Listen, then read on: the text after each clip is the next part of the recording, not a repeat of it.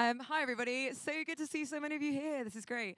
Welcome to the second Vision Lunchtime. Today, we're looking at why does God care who we sleep with?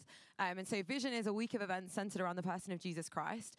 So I'm Ashley. I'm in third year. I study anthropology at Hatfield. And we just want to say, oh, yeah, woo.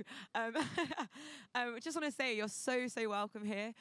We all come from like very, very different worldviews and thoughts, and a lot of us will have lots of different experiences, but we just want you to know that you're so welcome. And throughout the talk, there'll be an opportunity to text in any questions that you have. My number will be on the screen. So to give you kind of an idea, if you've not been to one of these before, so what's going to happen is we've got a speaker called Sam. He's going to come up and share for about 20 minutes on the talk. And then after that, there'll be a couple of questions, and then we'll take a brief pause. So that if you've got 2 o'clock lectures, you can head off to those, and that'll be absolutely fine. We'll open up some doors, and there's a chance to get some more food if you'd like. And then we'll kick off with a longer time of questions. If you can, we'd really encourage you to stick around, and we'd love to engage in conversation. But yeah, so I'm going to invite on Sam. Cool. So Sam's really cool. He's with us all week doing all these lunchtime talks. And each day we've been asking him a couple of questions. So yesterday was more of a silly question, but today we're going to ask him if, Sam, you could have any profession, like if you could learn right now all the skills for any profession, which profession would it be and why? Hey, everyone. Playing the double bass, but the thing where you do the plucky strings thing, that just looks really cool. I'd love to be able to do that. So if you can do that, I'm slightly jealous of you. Thank you so much for being here. Just to underline Ashley's welcome, we're so glad you're here. We actually feel very privileged that you've come to this event. Irrespective of perhaps why you've come or where you are on these kinds of issues, we're very pleased to see you. We hope that you'll find this time thought-provoking, engaging. We would love to generate discussion. We'd love to hear your views as well. So the question, why does God care who I sleep with, is a compelling question. You just have to look at the news, and there are any number of things going on in the world on any day that concern us. There are issues to do with injustice. There are issues to do with the planet. There are issues to do with poverty. So you would think that if God actually does exist, he would have better things to worry about than what people do in the privacy of their own bedrooms. We would assume God has other things on his plate than bothering about this issue. So why, if God exists, would he care who we sleep with? So it is a compelling question. I also want to say up front, this is a very sensitive question. Every single one of us has a story when it comes to sexuality. This topic is relevant to every single one of us, and I'm very conscious I'm treading on very, very sensitive ground for many of us today. Every single one of us has a story. For many of us, that story involves pain of one kind or another. There may be hurts, there may be vulnerability. Some of us may be feeling used. Some of us may be feeling damaged. Some of us may be very conscious of actually how we've used other people. Maybe we're conscious that we may have been damaging to somebody else. And of course, our stories will vary from person to person. Like many people at this university, and I'm sure a number of people in this room, my story has been one where I've only ever experienced romantic and sexual attractions to people of the same sex as me. Those are the only romantic feelings I've ever really known. And I'm going to share more about my story about that tonight and what that means for me being a follower of Jesus. It took me a very long time to kind of realize that was what my feelings were. I was aware going through kind of secondary school that my feelings were different to those of my friends. I was at an all-boys secondary school. The only thing we ever talked about was girls, really. And I was aware I didn't have the feelings for girls that my friends had. And I began to realize I had some of those feelings for one or two of my friends themselves. And it was a time of fear. It was a time of anxiety, of wondering what that meant and what it would be like if people ever knew. And so when I became a Christian, one of the big questions that I immediately wanted to know about was, what does Jesus think about this stuff? What does Jesus have to say? Where does he land on this issue? And I guess to many of us, it might be a surprise that Jesus would say anything at all about human sexuality. It's common for people to think that Jesus was just was neutral on these kinds of issues. Perhaps we think, well, Jesus had things to say about justice, Jesus had things to say about the poor, but he was unconcerned with issues of sexuality. He wasn't really bothered about who we sleep with. But the fact is, if you read some of the gospel accounts, it's very clear Jesus had significant things to say. And I want us to think about one particular foundational thing Jesus had to say about this whole issue. Some of you have got little leaflets around. Don't worry if you don't, but it's got a verse from Matthew's gospel that I want to kind of think through in these next few minutes. It's Matthew chapter 5, verses 27 and 28. You can Google it, look it up later on, see what you think, read it in its setting and all those kinds of things. This is what it says. This is Jesus speaking. He says, "You have heard that it was said, 'You shall not commit adultery,' but I tell you that anyone who looks at a woman lustfully has already committed adultery with her in his heart." And what I would really love you to know today is that there is no one who is more challenging when it comes to thinking about human sexuality than Jesus Christ. Challenging for every single one of us. And the other thing I really want you to know is there is no one who is more dignifying when it comes to human sexuality than Jesus Christ. So I want us to think about that for a moment. Jesus says these words, "You've heard that it was said, 'You shall not commit adultery.'" Jesus is quoting from what Christians call the Old Testament. To Jews, it's known as the Hebrew Bible. The 10 Commandments, one of those commandments was, "You shall not commit adultery." Jesus has been going through some of the commandments and trying to explain to his hearers what those commandments really mean. So he says, "You've heard that it was said, 'Do not commit adultery.'" And Jesus' audience would have been very familiar with those words.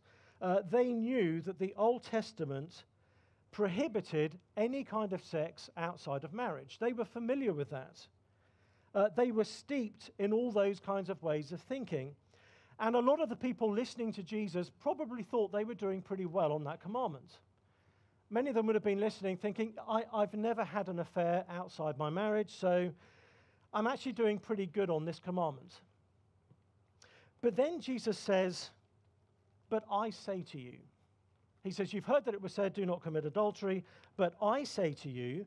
And so they're thinking now, well, Jesus is about to say something that contrasts with that commandment. So maybe they were thinking, perhaps Jesus is going to lighten things up a bit on this issue. Maybe he's going to loosen up some of those Old Testament commandments. But instead, Jesus says these words. He says, "I tell you that anyone who looks at a woman lustfully has already committed adultery with her in his heart." Jesus was most likely speaking to a predominantly male audience, so he talks in terms of a man looking at a woman. It applies irrespective of who is doing the looking and who is being looked at.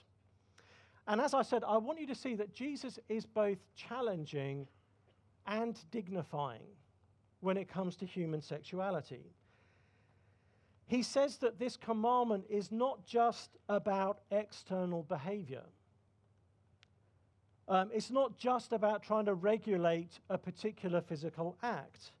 Jesus says this commandment is actually trying to commend a particular attitude in how we think about other people. So he says you've committed adultery even when you look at someone lustfully. In other words, he's saying adultery doesn't just take place in a bedroom. It takes place in your heart. It's, if I can put it this way, it's not just about what you do with your genitals. Actually, it's about what you do with your eyes, how you look at someone. It's about what you do with your mind, how you think about someone. And Jesus says, if you look at another human being with lust, you have broken that commandment from the Old Testament. Now, some of us might think, well, okay, but I don't really care what the Old Testament says. That's not my religion. That's not my kind of authority. That's not my text. But here's the thing, Jesus isn't just saying that if we indulge that kind of lust, he's not saying we're just breaking some arbitrary rule from centuries ago, from a very different cultural time. Jesus is saying we're actually going against the grain of how God has designed human sexuality to work. To look lustfully is to look at someone else's body, to think about someone else's sexuality as a commodity that exists for our own gratification. To look lustfully is saying that someone's sexuality is something that I can take and use and consume physically or mentally to satisfy my own kind of appetite. And Jesus says that actually contradicts what human sexuality is meant to be about. We tend to think in our own time that sex is all about self-expression. But in the Bible, sex is actually meant to be a form of self-donation. It's a form of self-giving. It's a means of two people being fused together at the deepest level in mutual self-giving. So it's not meant to be about taking, it's meant to be about giving.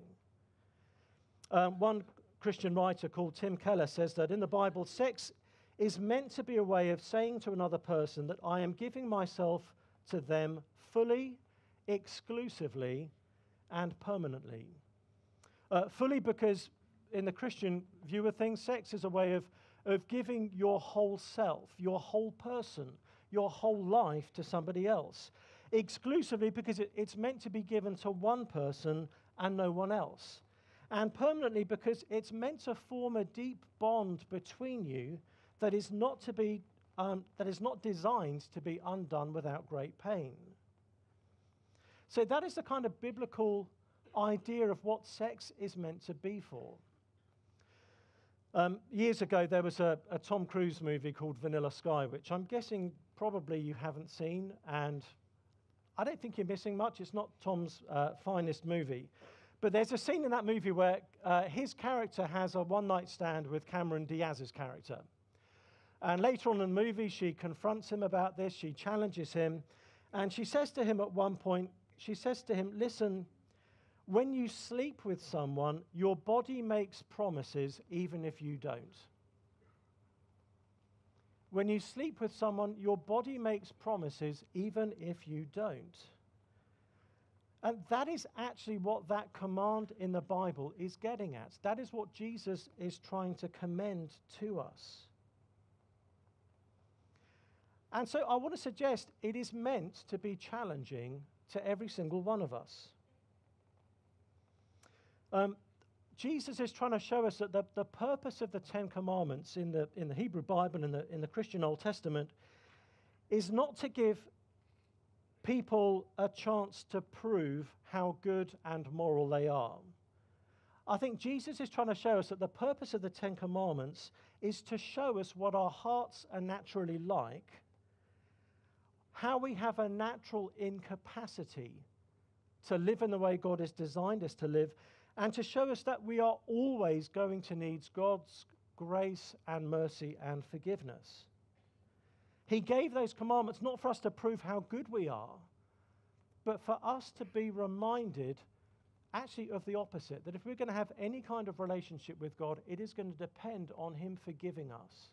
It's going to depend on Him giving us undeserved kindness.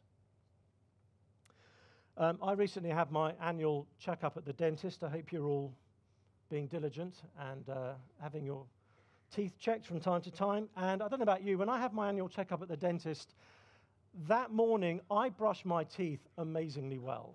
Okay, I've just, whatever time the appointment is, I brush my teeth very, very thoroughly immediately before I go to the dentist. If my gums aren't gushing with blood by the end of the teeth brushing, I've just not tried hard enough.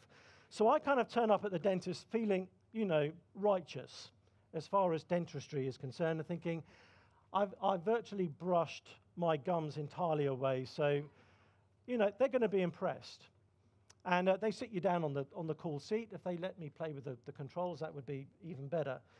And at some point, he gives me this cup of pink liquid. I don't know if this is what every dentist does or whether it's just mine. Who knows? And he asks me to kind of take this pink liquid, to swill it around my mouth and spit it out. And the whole point of it is this liquid is meant to show up all the kind of gunk in your mouth. And so there I am thinking, hey, I brushed my teeth like spectacularly this morning. My teeth are clean.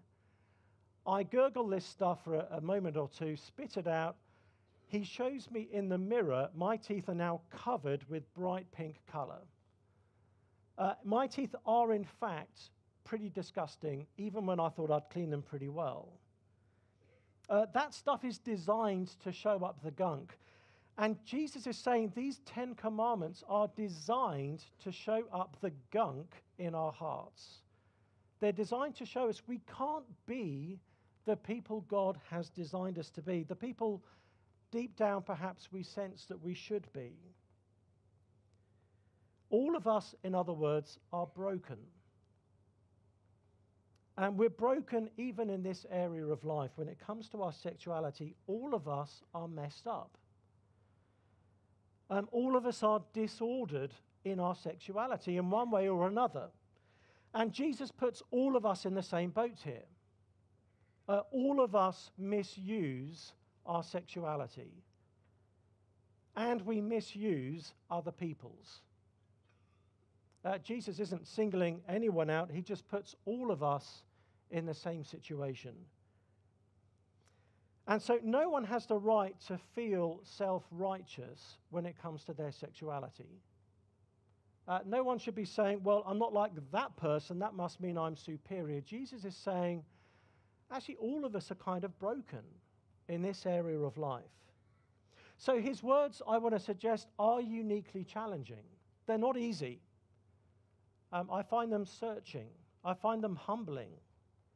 But as I said earlier, they are also, I want to suggest, uniquely dignifying as well.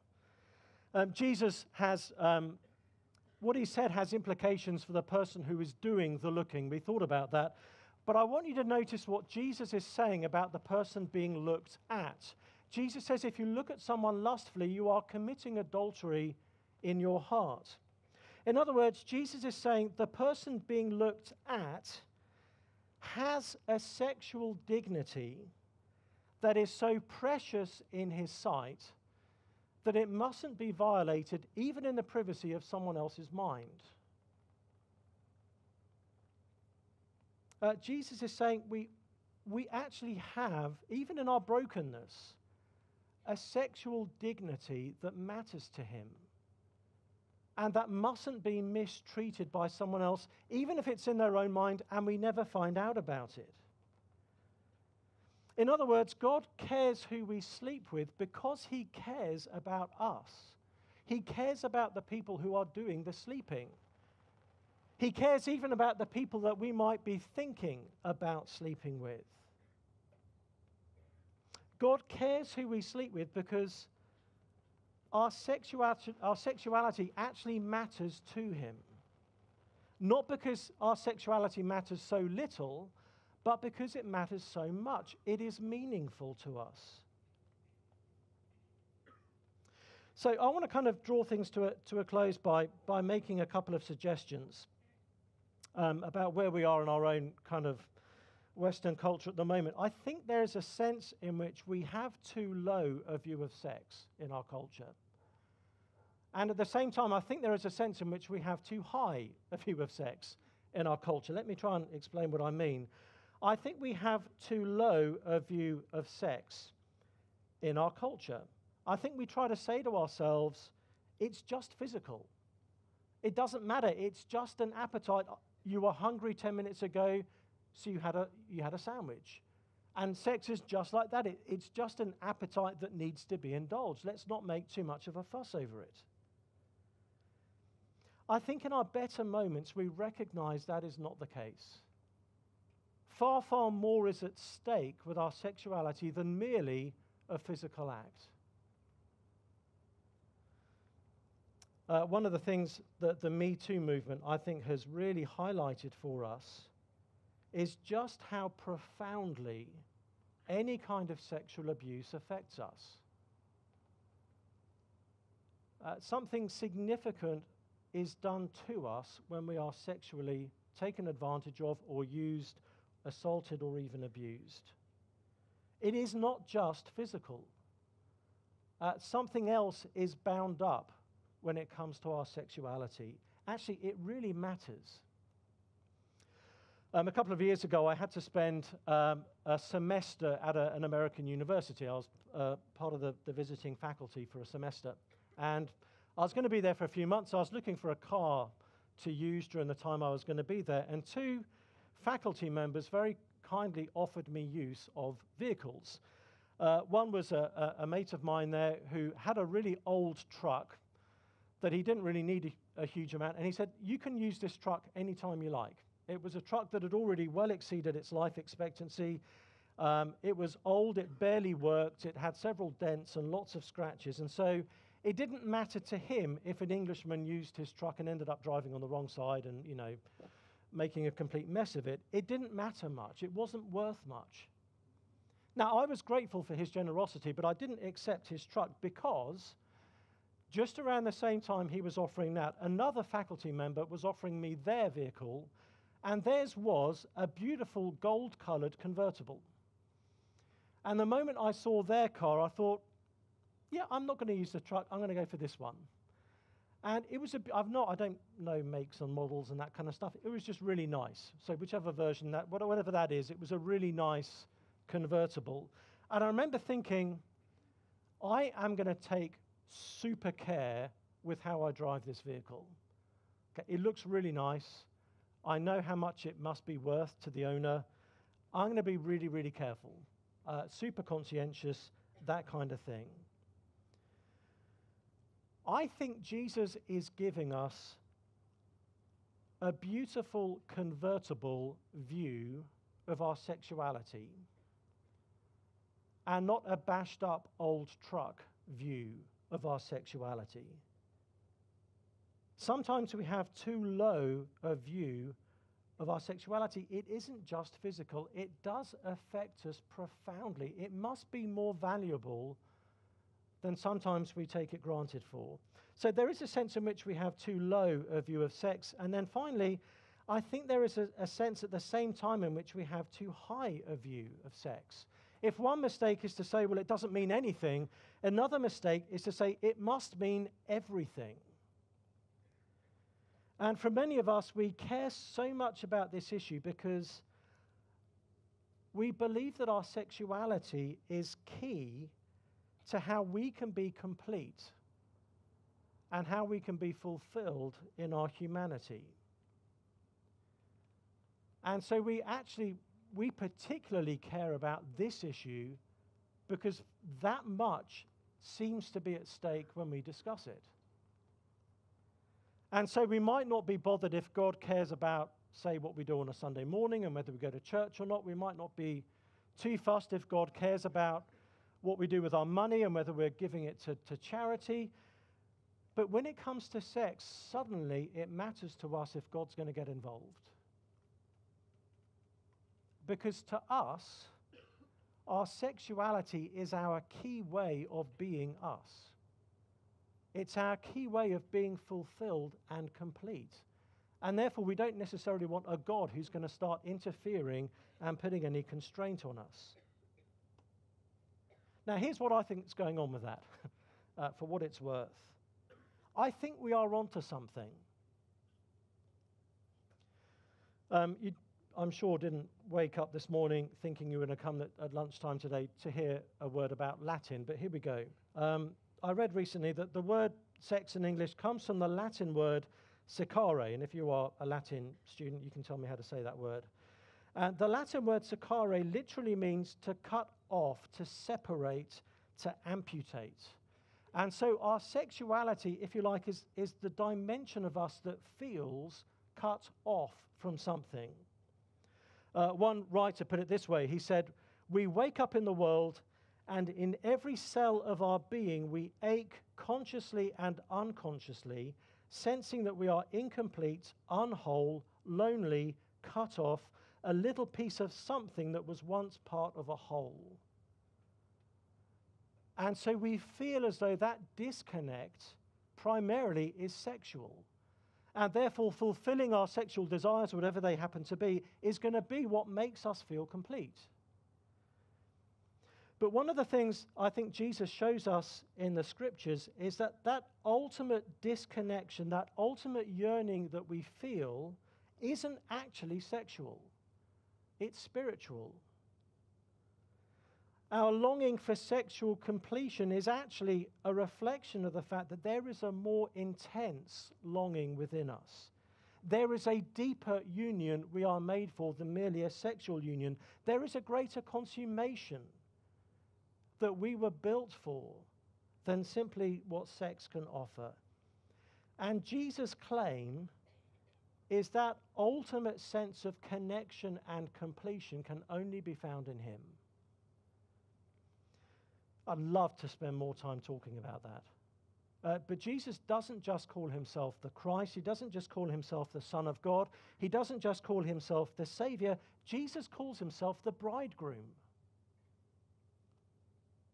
Because Jesus says that actually through his death, he is drawing a people to himself so that we can experience ultimate completion and wholeness in him. He claims that in his death, he is going to experience the ultimate separation, the ultimate being cut off, the ultimate sense of being incomplete. His death is going to be the ultimate act of self-donation, so that through that death, we can come into a relationship with him and have the kind of fulfillment that sexual fulfillment is meant to be but a picture of. That deep sense of completion that we sense we are meant to have isn't ultimately going to be found in sex. It's going to be found coming into a relationship with our God through Jesus Christ. That is what we believe as Christians. That is why we're glad you have taken the time to come to this event. This is why we hope you will use this week to investigate the claims of Jesus Christ. We would love for you to do that. And we would love to help in any way we can with you doing that. But I'm going to hand over now. Thank you so much for listening so patiently.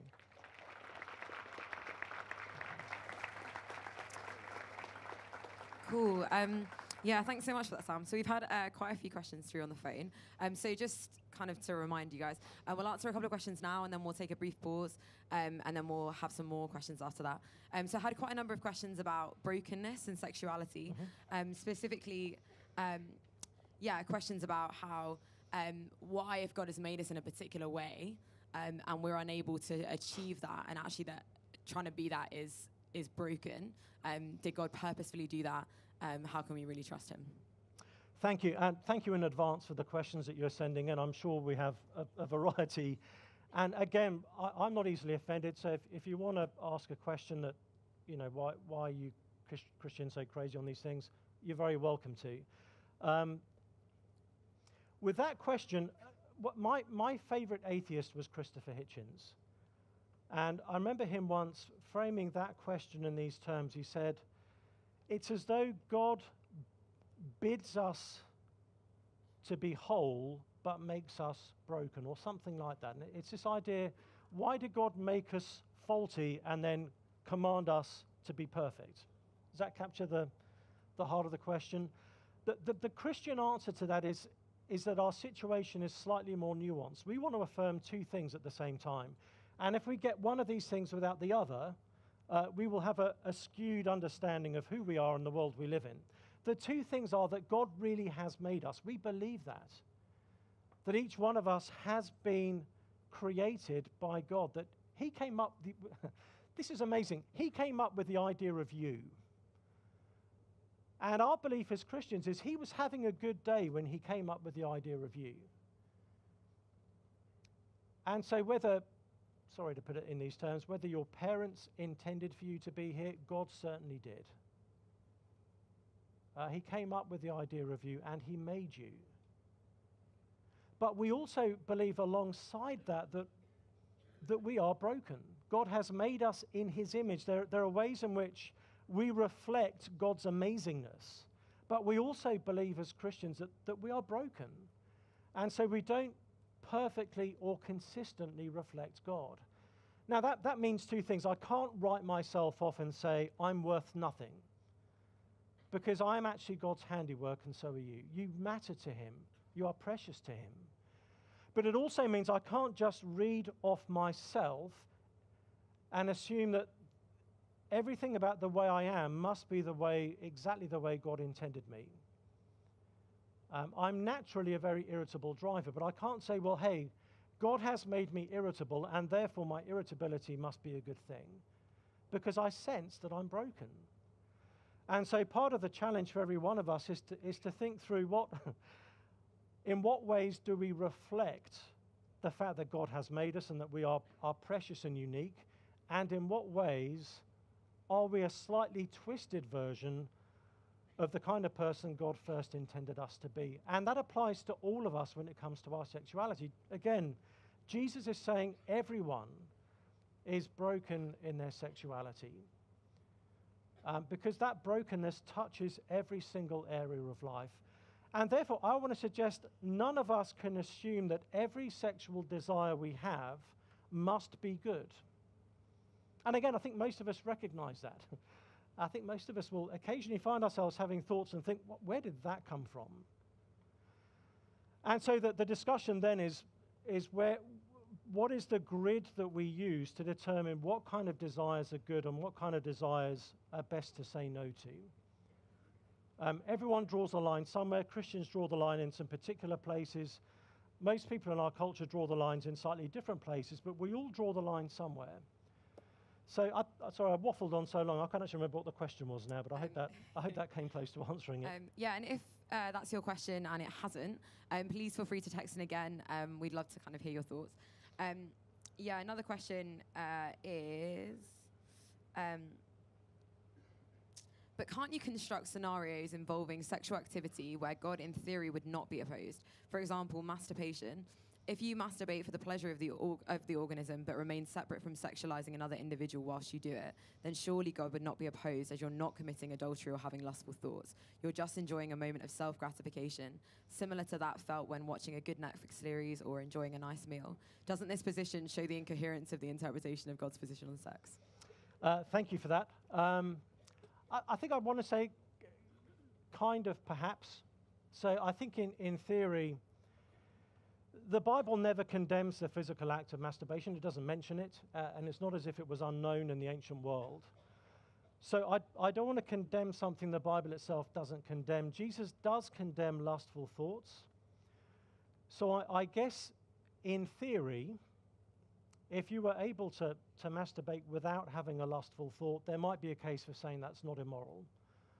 I'm not sure I've met someone who can honestly say that's the case, to be honest. Perhaps there are people out there who would say, actually, no, I find it possible to do that without actually imagining any particular human being.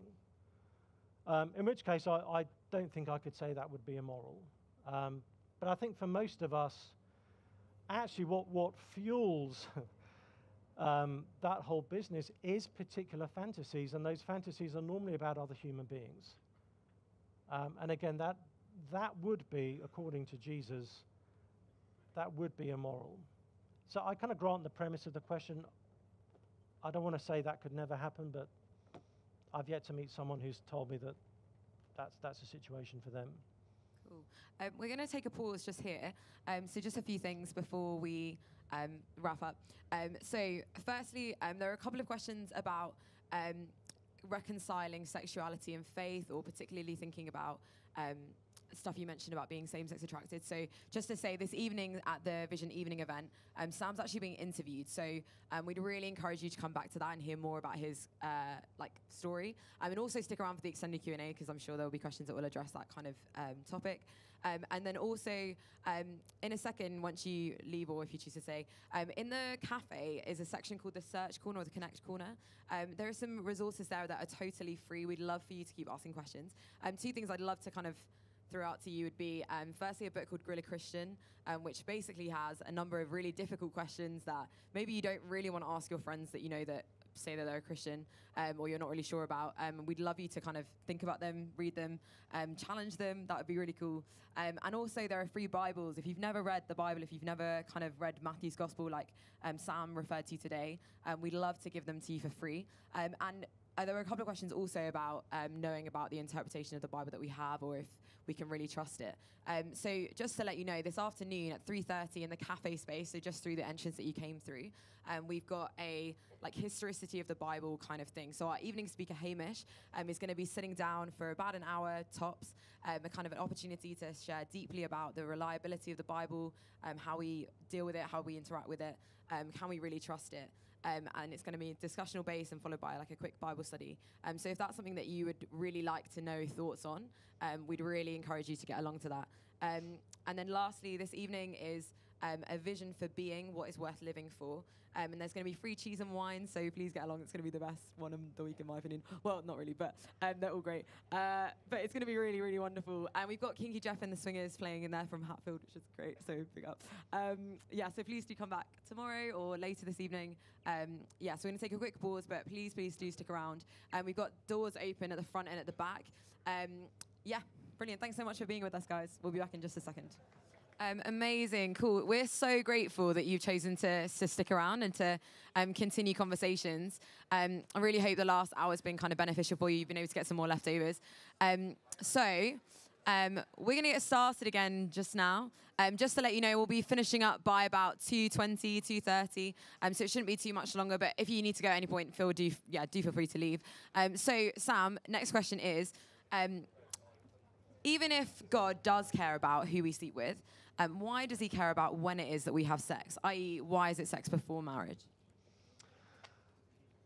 Again, thanks for these questions. There's a lot of them coming in. We're really grateful. We probably won't get through all of them, but I hope we can get through a kind of good representation of the kinds of questions that have come in.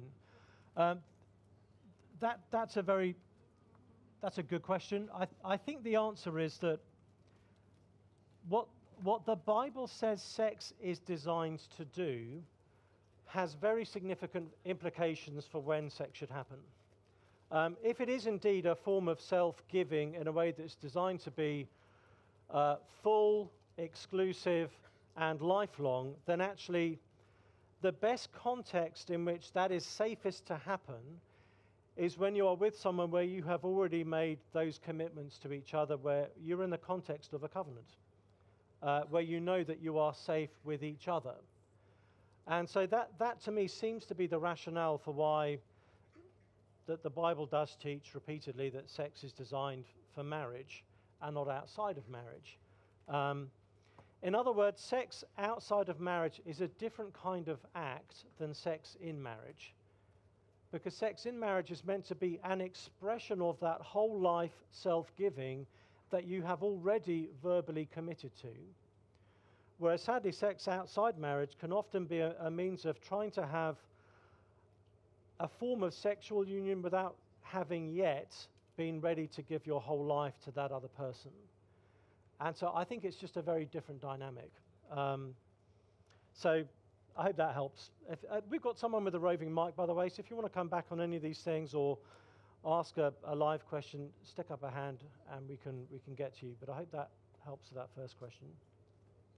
Sorry, I wanted to ask, why can that union and those commitments not be made between a man and a man or a woman and a woman? Thank you. You all heard the question okay? So there are a number of aspects where what Jesus teaches about human sexuality comes into very obvious collision with parts of our own culture. Jesus teaching that sex is only for marriage is something that is different to where we are broadly in our culture today. Jesus does teach, we can go into this a bit more later on, Jesus does say in Matthew 19 that marriage is between a man and a woman. And again, I can't think of a statement that is more countercultural than that, but I can't also see any way of avoiding the fact that Jesus does say that. Which means that for me as a Christian, I either follow Jesus and what he teaches or I don't. And so following Jesus means that I do find myself having beliefs that are radically countercultural today. But I'm willing to have those beliefs because I actually trust Jesus that much. And so, I'll get to the question in a moment. I'm just wanting to kind of preface it. It's not uncommon, particularly in these kinds of contexts, for people to say to me something like, you shouldn't have that view of marriage today, you shouldn't have that view of sex today. I get that. But I also need to say that the reason I have this view of sex and the reason I have this view of marriage is because of the view I have of Jesus. And so for any of us who are Christians, there may be any number of things that we Christians believe that you find either bizarre or old-fashioned or even abhorrent. The issue then is you would have to persuade us to stop being followers of Jesus, to change our views on those particular things. And so that the wider context for why I believe the things I believe about sex and marriage and sexual ethics, and that has certainly got implications for me, is because of what I believe about Jesus. I'm persuaded that my life is far, far better if I follow him, even in this area of life, than if I don't. So the question then is, well, why does Jesus have that particular view of marriage that he does, if indeed I've understood him correctly, which obviously I think I have. The reason for that is in the Bible, sex is designed to do three things. It is designed to be a means of procreation. I'm presuming you all know that. If you've got questions about that, ask someone else afterwards. It's a means of procreation. It is also meant to be a means of establishing and expressing a deep union between two people. We were talking about that earlier. Now, here's the third thing that in the Bible sex is designed to do, and this, I guess, is unique to Christianity. The sexual union of a man and a woman in the Bible is meant to be a picture of the eventual union that God's people will enjoy with Jesus. If you've not heard that idea before, it might sound a bit creepy, it might sound a bit weird, but actually the whole Bible is full of this idea that the union of a man and a woman is a picture of the union of heaven and earth that Jesus brings about through his death and resurrection. So because those are the three purposes of sex in the Bible, it needs to happen within the context of one man and one woman. The procreation requires a man and a woman. The deep union, according to the Bible, there's something unique about the sexual union of one man and one woman. It's called the one flesh union in the Bible. Again, I understand that's not a viewpoint many people today would hold to. And again, it's meant to point beyond itself to the fact that Jesus, through his death, is bringing together heaven and earth. And so the big, ultimate, capital M marriage that the Bible speaks about is between heaven and earth, between Jesus and his people. And part of our conviction is God has given us marriage, human marriage, to be a signpost of that ultimate marriage, which is God's big purpose in this world. Now, I'm not expecting everyone to agree with that, but I hope at least you can understand that. Christians, I don't think, have always carried those beliefs in a very gracious or humble way, but there is a rationale to those beliefs. It's not arbitrary. And the Christian view of sex and marriage actually excludes any number of different types of union or any number of different types of sexual practice. And as I said earlier, what Jesus says on this actually challenges everyone. No one is off the hook on this. So I hope that helps to answer the question. I'm aware that may raise a host more questions, and I'm also aware that may be deeply offensive to any number of people in this room. I am aware of that. I know we've got a couple of other responses, but we've just got one just there. So why pick Jesus instead of sex? So I can't see. Oh, over there. Sorry. Why Thank you. pick Jesus instead of sex? Now, that is a fantastic question, and we will talk a little bit more about that this evening, so I'll give a brief response now, and if you're able to come back tonight and hear more on that, I would encourage you to do so. Short answer, Jesus is better. There is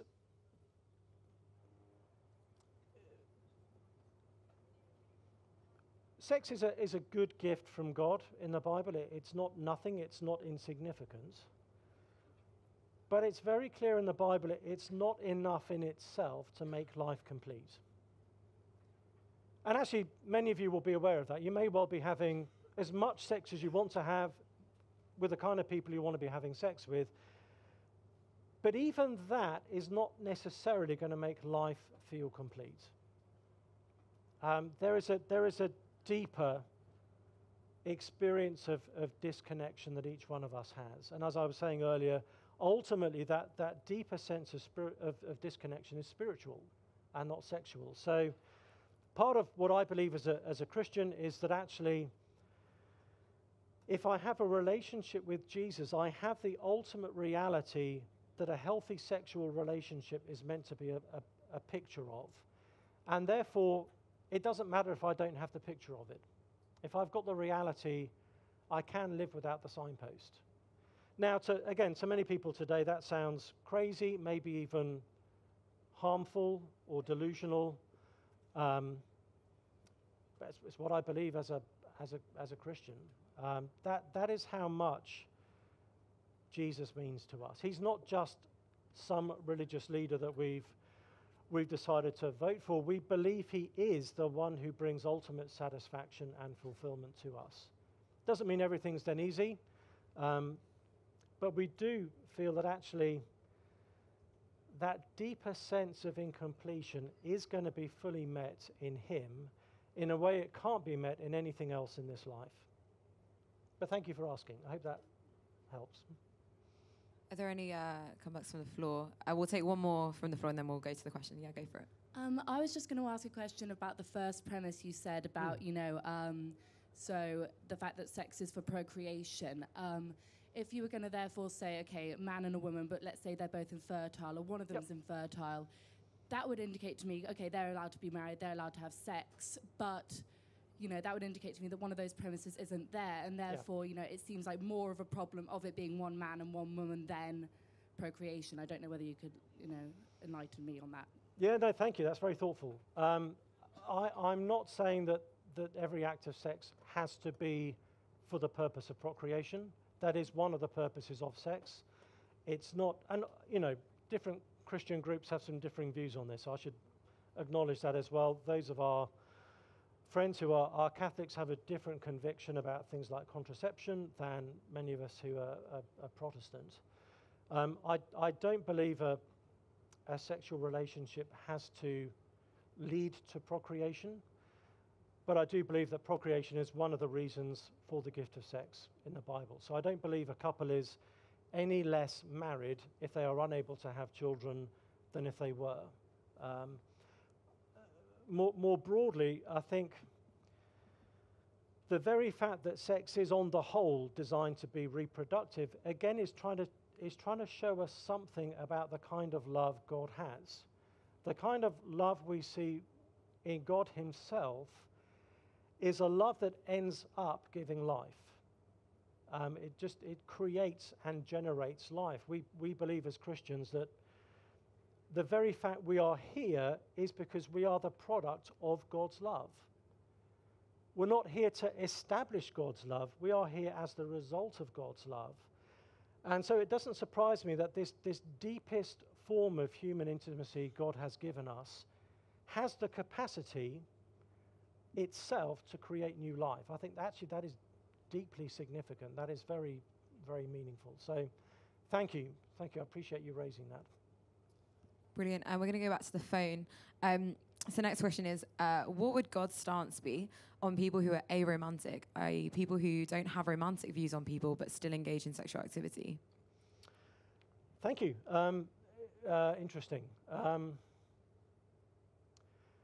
So they're engaging in sexual activity but have none of the romantic. Yeah, and then similarly on the opposite side, people who would describe themselves as asexual who want romance but don't want sex. Yeah, So on the first question, I would say that ultimately I think that leads to an unhealthy view of sex.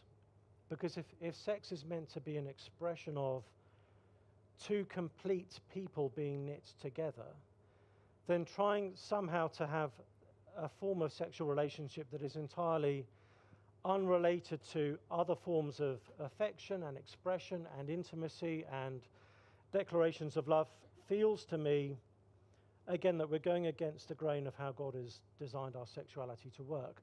And I don't think, personally, I don't think ultimately that will work, because I think we're trying to do one thing with our physical sex life that the rest of our life is then contradicting, and the two, I think, will ultimately be in tension.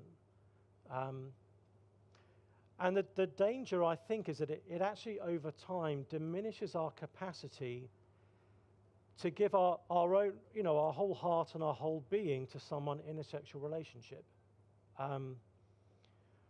Anecdotally, having been a pastor for 15, 20 years, I've seen instances where people have been so promiscuous over such a length of time that actually sex has been reduced to them really as being not much more than just a bodily activity. And actually it's made it very, very difficult for them to then have any kind of romantic relationship.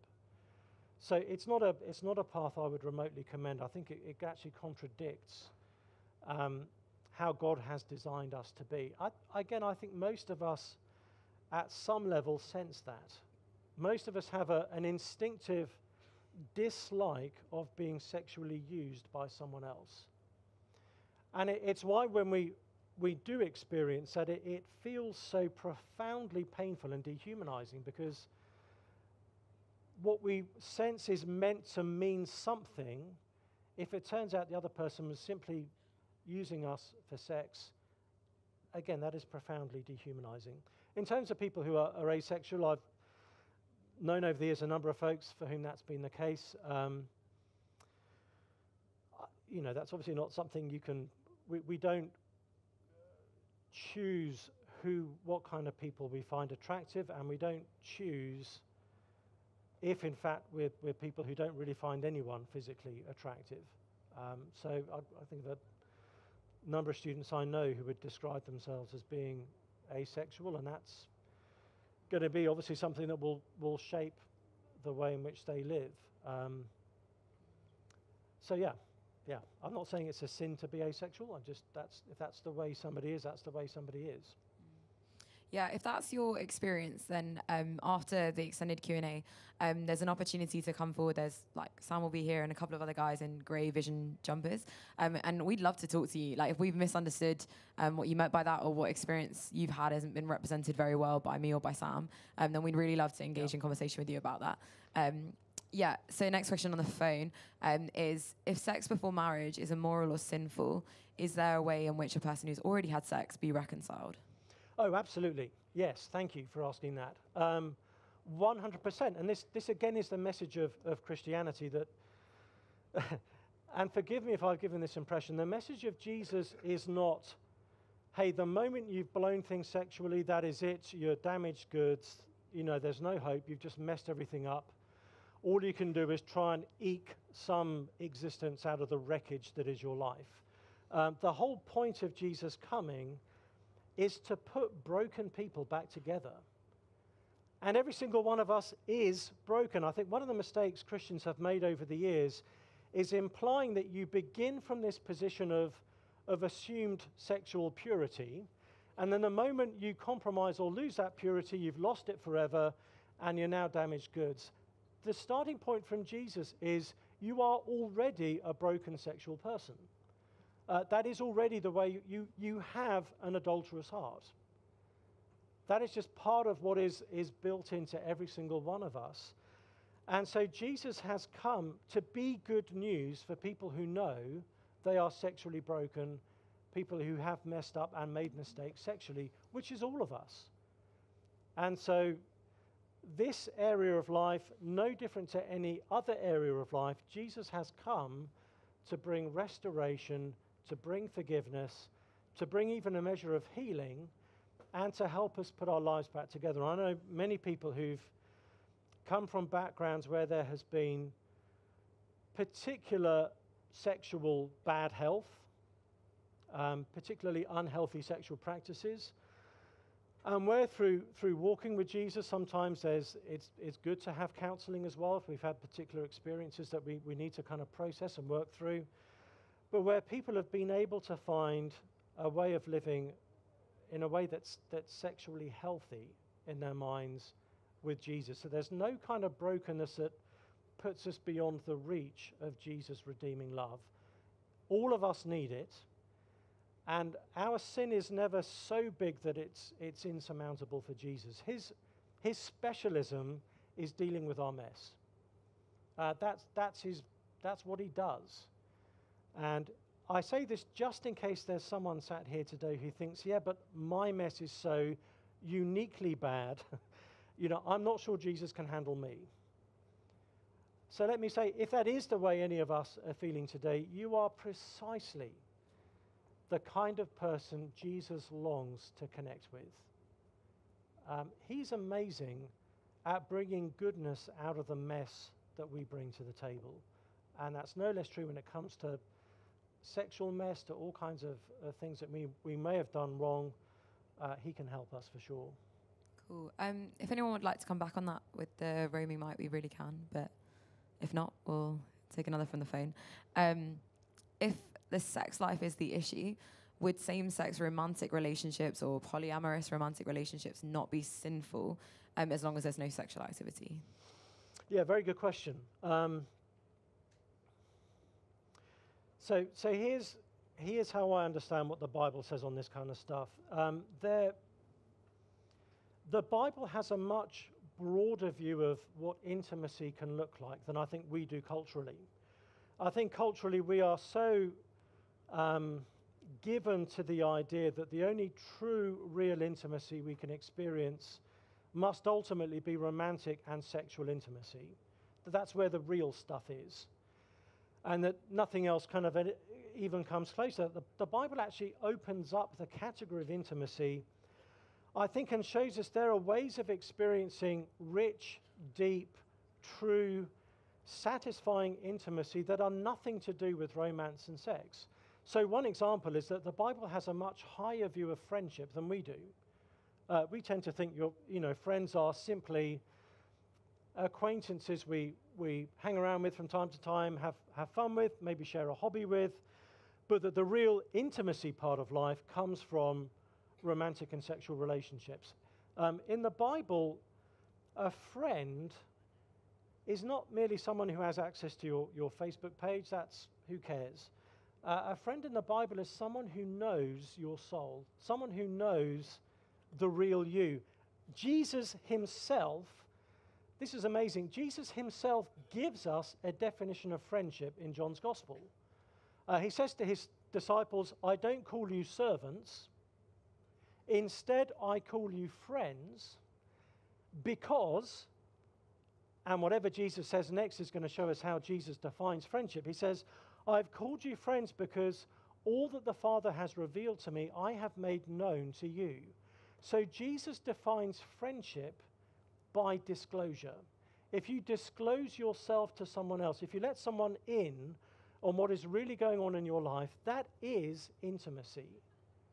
And actually, that we're designed to have that kind of intimacy through friendship. So to be honest, I don't see the point in trying to have a non-sexual but romantic kind of friendship. I think we're confusing categories. I think just have a really great friendship. The moment we try and make it kind of romantic, I think we're trying to, it's almost like you're trying to have marriage without benefits. I think it's an unstable compound. You're trying to take friendship and turn it into something that is quasi-marital but not quite. And honestly, I think the danger is you end up with the worst of both worlds. So we either have, as I understand it as Christians, a romantic and sexual relationship within the kind of context God has permitted us to, or we have deep, rich friendships. But I'm nervous of trying to take the romantic part of the marriage and sexual relationship and kind of carrying it over into the general friendship area. Someone with the hand at the back, do come back to me on this. Yeah, I actually texted this in as well, but I kind of wanted to say it. So thank you. When you look at like the personality of Jesus as someone who was supposed to be sort of radically loving, and in a context when against the church and against the dogma and against sort of bigotry, doesn't it just seem intuitive that if he were alive today, he would be sort of shouting strongly and fighting for trans rights, and he would be alongside the people saying love is love, and that he would be, you know, if he saw, say, two women who were deeply in love and wanted to express that love physically, it just seems weird that someone who is meant to be beyond our comprehension loving would be the person sort of getting pernickety and being like, oh, well, your love is love, but technically, da-da-da. It just seems like in that context, maybe he would have said marriage is a man and woman, but if he was alive today, he would be the most radically fighting for these communities. Thank you. That's a huge area, and one that warrants an entire, few hours to do justice to. So I can only scratch the surface.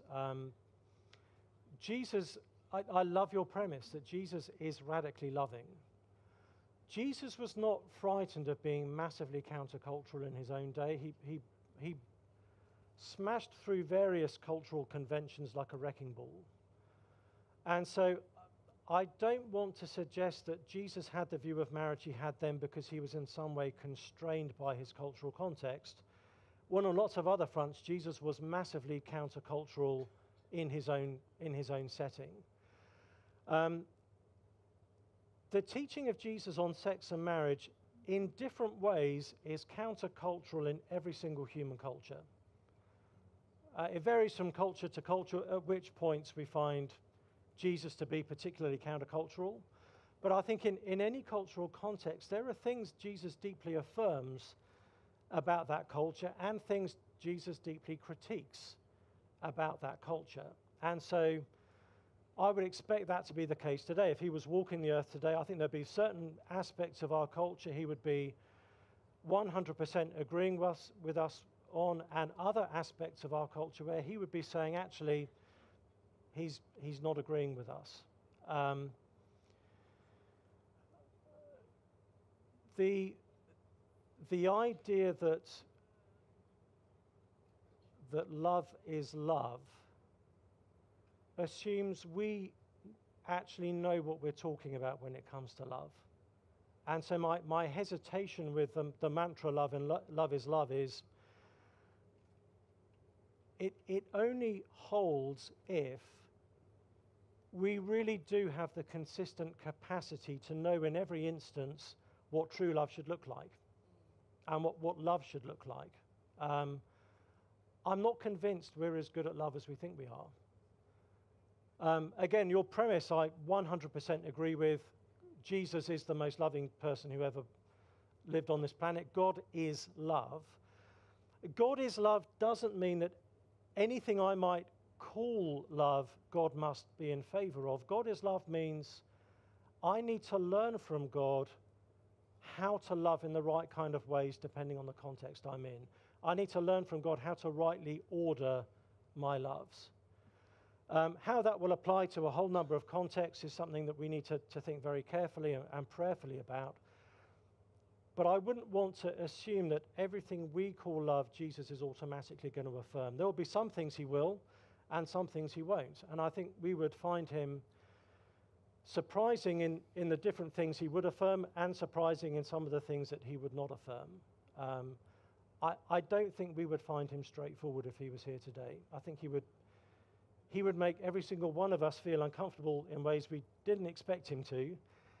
And he would affirm aspects of our thinking, perhaps in other ways, again, we wouldn't expect him to. So that doesn't do justice to your question. I'm aware of that. Issues of trans rights, LGBT rights more generally, I would love to have a longer conversation over, and I don't want to pretend to do justice to that in just a short answer. But thank you for a great question. Yeah, so it's almost 2:30. So just to let you know, Sam's going to be sticking around, and there'll be a couple of guys in Vision Rep jumpers who would also love to talk to you and are able to answer questions. So I'm really sorry if we didn't get to your question. It doesn't mean that we don't want to answer it, and we'd love you to come and ask it to us now. And just to let you know, also in the cafe, there are free drinks for you guys. So if you want to go through and get a free drink, feel free. Yeah, thanks so much for being with us. We'll hopefully see you later, 7:15, but feel free to queue up earlier. Yeah, have a great day, guys. Thank you so much.